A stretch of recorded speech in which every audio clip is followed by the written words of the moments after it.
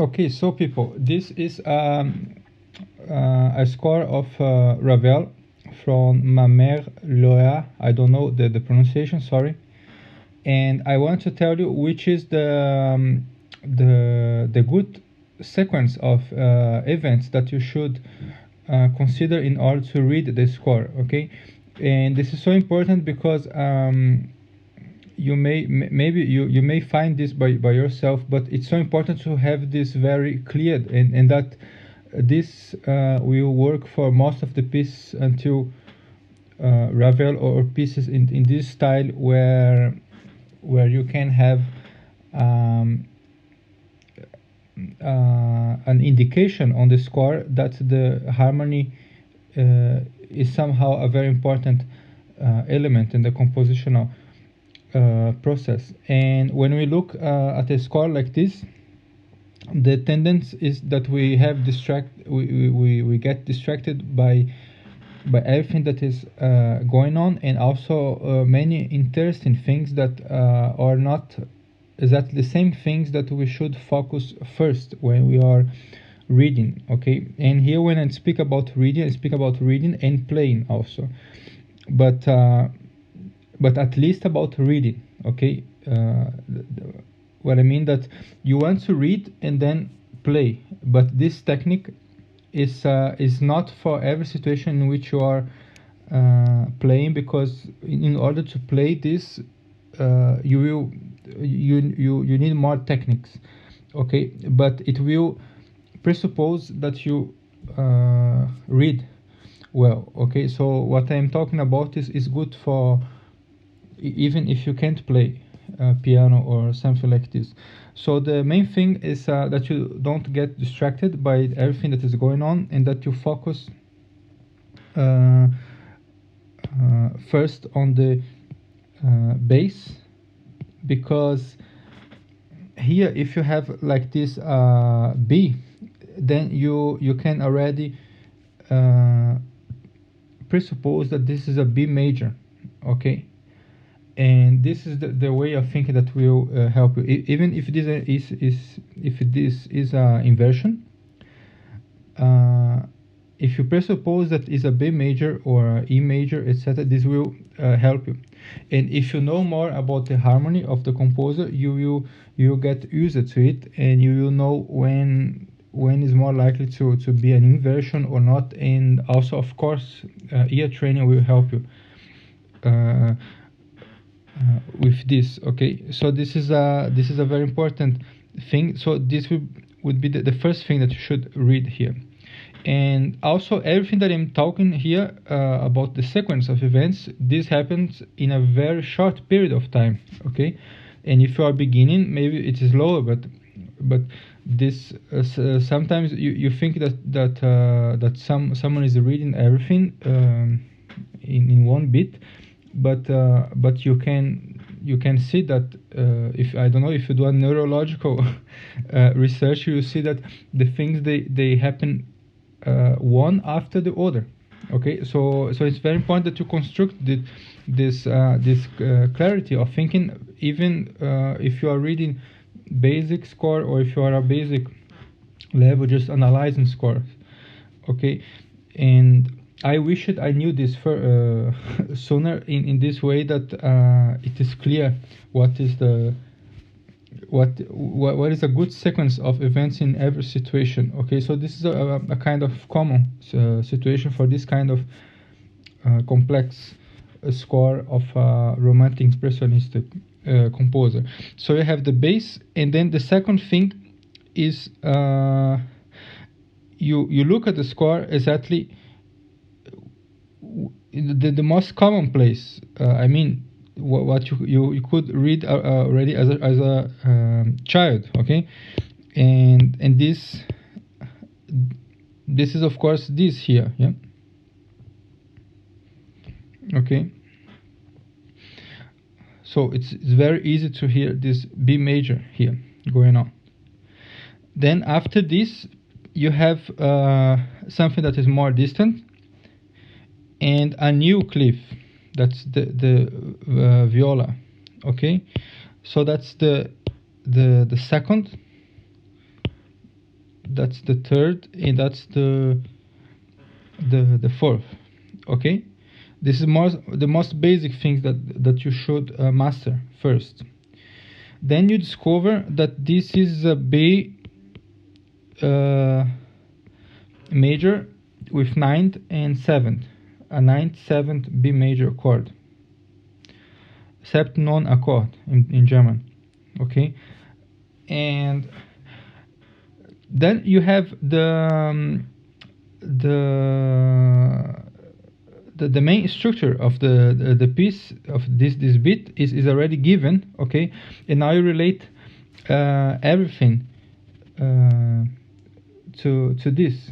Okay, so now you have, for example, the oboe is playing the ninth,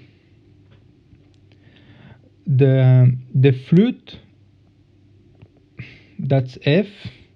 Okay, so you relate everything to the chord, and then here it gets more tricky if you want to play, but at least now to understand the score and to read this, it's very clear. And then it comes more hard stuff. This clarinet is in this clarinet is in B. Okay, because it's writing here in D major. Okay, and then you need to check the other things, and then this will be the instruments, the transposing instruments you will read actually later. Okay, if you are analyzing a score, if you are dealing with a score in a way of getting knowledge of it. Okay, that's the main thing why I'm teaching this. And I did sometimes the contrary mistake, as I was practicing this in the university, to focus too much on the transposition, because we have this whole fear, this whole phantasm about transposition, etc. Okay.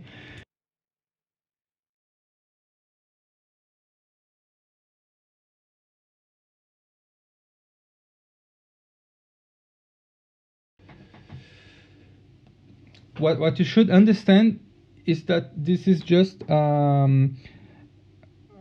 matter of knowing what are you practicing. You understand? Because it's absolutely fine to come to the store and to the score and to practice just the clarinet or just some aspect of the score. Okay, but this is another thing to teach. What here I am speaking about when you really have to understand the whole score as soon as possible. Okay, so this is then the principle that is more important. And for example, if you are reading like with this score following videos, okay, so this principle will help you more. Okay, so here you related everything to the chord. And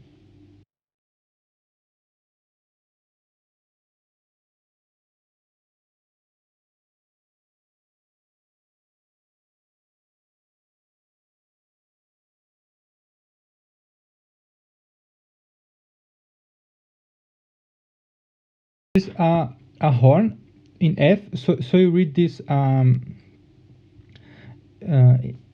fifth lower, and here is not a E, this is E flat. Okay, this is very tricky, because I would write again the B flat here, because it's a kind of, seriously, I don't like this rule, because it's just okay, if you are reading the score from the beginning, that's okay. But if you are reading just a point of the score, I don't find this good. And a good a more educated composer would write like this. And I don't know if this edition is of the Ravel, but whatever. I would write this, so B flat. Okay, and also because you don't have here the, okay, but anyway, so you understand how you go from easy to harder things. And the point is to focus on on some events of the score that will give you the most elementary information about the score and about the the style.